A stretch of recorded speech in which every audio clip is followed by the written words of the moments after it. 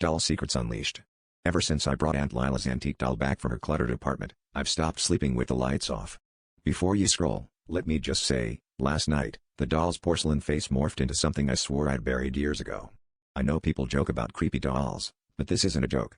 I found the thing in a box labeled for my dearest niece, keep her close, which should have been sweet, except I never liked dolls and Aunt Lila never called me by that nickname.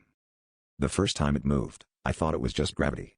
I set her on my desk, and when I looked back, her head was turned, eyes fixed on the closet where I used to hide during my parents' screaming matches.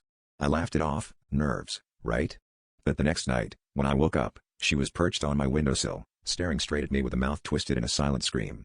That's when the memories started clawing back, things I hadn't thought about in years.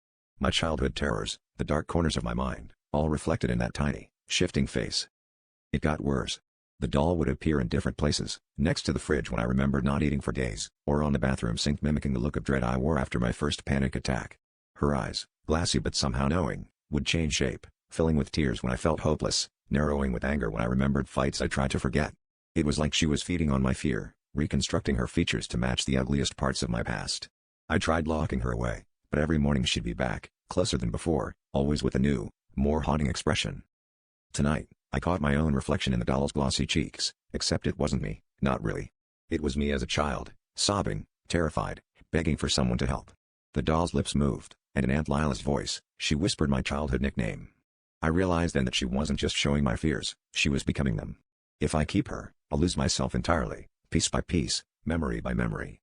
So before I do anything drastic, I'm telling you, if you ever inherit something that knows your secrets, don't take it home. Some heirlooms aren't meant to be kept.